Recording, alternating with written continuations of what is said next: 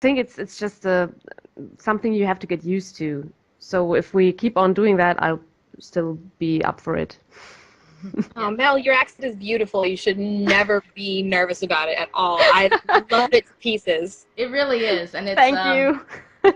yeah, it gives Hana such an, I guess, ethereal quality to her, like very Yeah. all-knowing. Hmm. And like it is like we have a lot of I guess more schoolgirly anime schoolgirly voices in the cast, which I specifically tried to Suzanne Eldridge, who plays Minami, Oh, yeah. I can't imitate it. I've had to play Minami a couple episodes when early on we were replacing a girl that just was there for the pilot. And I can't do it. Like I don't know how that, it's this pure quality. And then Hana has this beautiful contrast that just sort of makes all of the more like this squeakier voices just like shudder, and it's wonderful. And it certainly came in handy for, we mentioned this when talking with Majoriku, who plays Momiji. Certainly came in handy for Momiji's like Germangrish dialogue, which I wrote. I think I touched on this briefly 2 interviews ago, but in the manga, it's just sort of made clear that Momiji just likes to speak German sometimes, and it doesn't specifically like say. Sometimes it'll be say like, "Was für ein Glück" or something, and that's it. And but the rest of it is like sort of back and forth. But I couldn't just copy like what he says. I don't just ever copy what's said in the speech bubbles into the script, because it doesn't necessarily work the same way. So he tends to say much more because he needs to give the context of action for a scene, and also just because the episodes are 20 minutes long, so they tend to be lengthened. And so I needed to put more German in things. And I was like, I don't speak a lick of German, so I did it all sort of manually, like looking up the grammar and looking up, etc. And then I would send it to Mel and say, like, how much of this is bullshit? And she would say, well, about half of it is bullshit, No, And, that's not true. It was really just 1 or 2 words. yeah. But I would get off. Some ways, and Mel would correct me. And it's also been extremely handy. You've had a couple of friends who are into acting, and we will be hearing one of them in episode 23. Yeah. Very soon. She's looking forward to it. Yes. Episode 23, which has Momiji's relatives, who are also German. Let's just put it that vague way. And that was extremely handy. I wanted an authentic accent there if we were going to have one at all. And I was like, yeah, well, that would be wonderful. And so, definitely that has come extremely more. It's 1,000 times more a help than it ever could have been a hindrance. Trust me.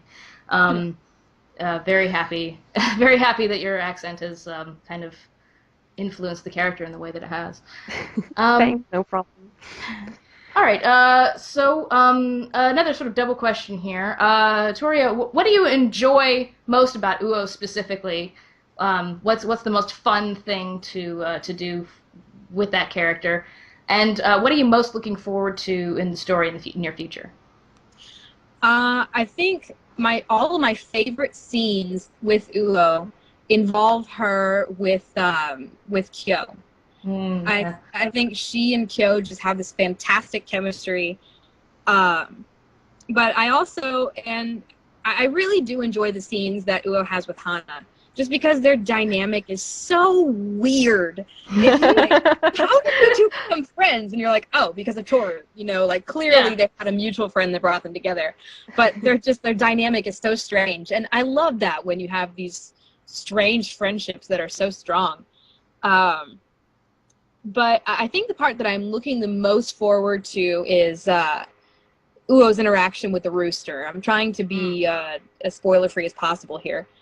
But Uo's relationship with the rooster is a very interesting subplot of Furuba, and I really hope that we get to explore it some more. Like, I know there's a ton of writing involved to do like the entire series, but I hope we can explore as much of that side plot as possible, because I think it's beautiful and sad and really gives Uo a little bit more humanity as the course of the show goes on. Yeah, I've definitely thought about it. Like even when I can't work like super far ahead. I'm not just gonna suddenly write episode 50 or whatever. Which I remember the number. That's episode 50. That happens. I know the number, and but I've looked at it, and there are, and this happens much more later in the manga, where it gets real subtle. There are pages where there's no dialogue. It's just pictures. And I looked at episode 50 specifically, or chapter 50 specifically, and I looked at it and I was like, how am I gonna? And I like thought about it real deeply. How am I gonna get this to transfer in sound? And so you're gonna get some nice little monologues. Let's just Yay, monologues! Yay! Little drifty ones. Kind of similar to in episode 18 where I had to give Toru a monologue to explain the gift of the ribbon that Yuki kisses in the whole prince scene, which was originally kind of dialogueless, but stuff like that. It's real nice. Mel, what's your favorite thing about playing Hana? What's your favorite sort of scenes to do? And if you, since you don't know exactly necessarily what's going to happen in the future, what are you most hoping for Hana in the future? What do I enjoy most? Where do I start? Hana is tons of fun. It should surprise no one that I have the most fun with creepy Hana. I just love it. I love it when she basically kicks ass and seconds later she's all, oh my, I shall eat this rice ball right now.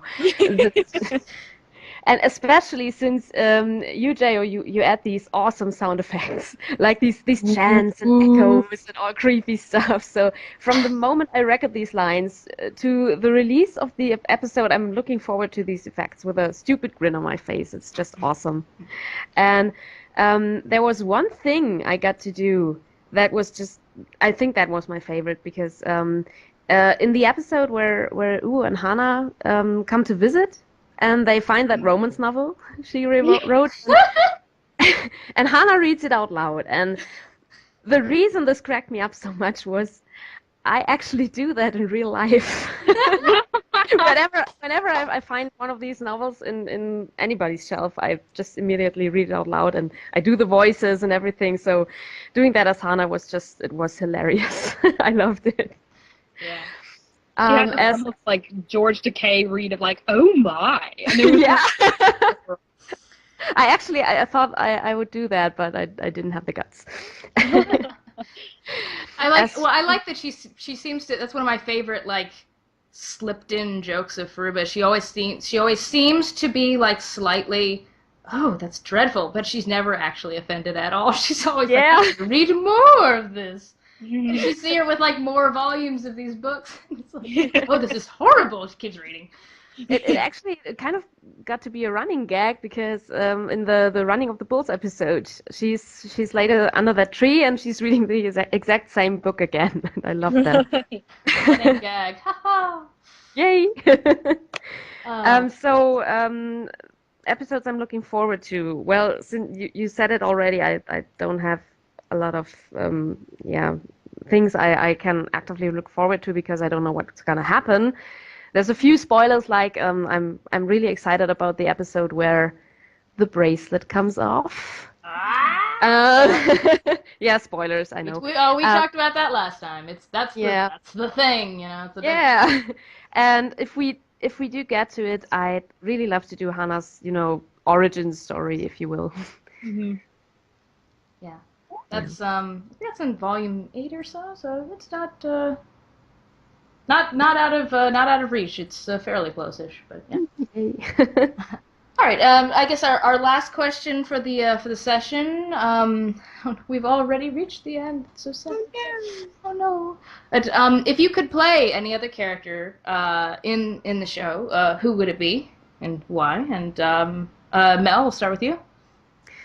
I think I'd still go for Ren, just because it would be so much fun to play someone who's just batshit crazy. Yeah.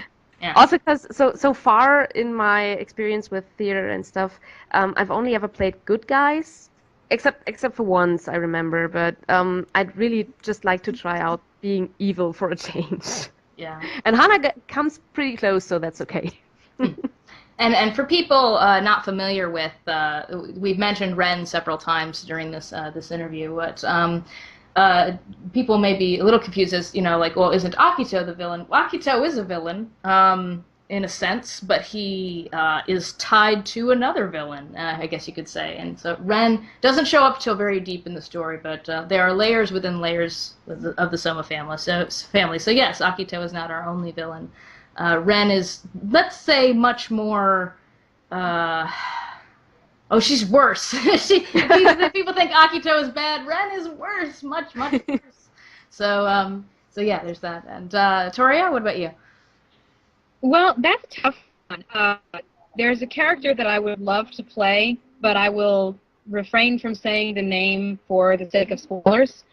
But I think Kagura would be really fun to play.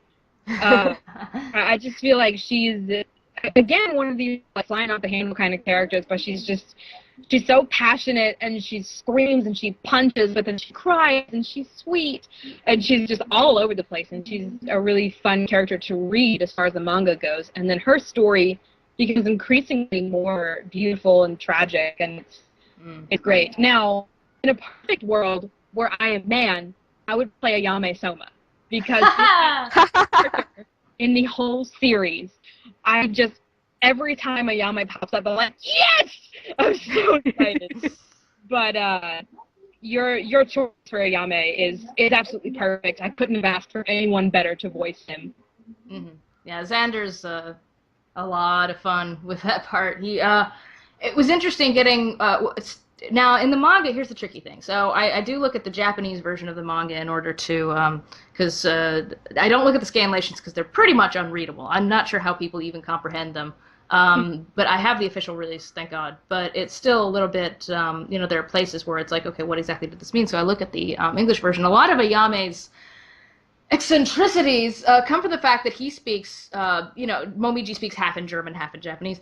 And Ayame speaks half in English. And that's, a lot of his eccentricities is he's sort of an Anglophile, and he speaks half in English, half in Japanese. And obviously I can't do that in an English adaptation, so I did what most English theater folk, might be associated with, which is I made him a Francophile. So now he speaks, his nicknames, instead of, using sort of Englishy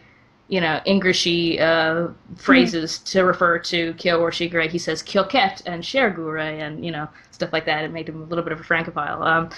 But, that's a whole different ball of wax. I'm definitely going to have to tell Carly about the fact that the last 3 interviews that have had women in them, they all want her part. Carly plays Kagura. She does a wonderful job. I'm definitely gonna have to bring that up. It's like, you're really lucky. All these other actresses say your part's a plum. So yeah. Yeah, I want to thank you all for joining me on this lovely afternoon/evening over there in Germany. And thanks so much for all you bring to the project, and looking forward to new episodes in the near future. So thanks, guys. Absolutely.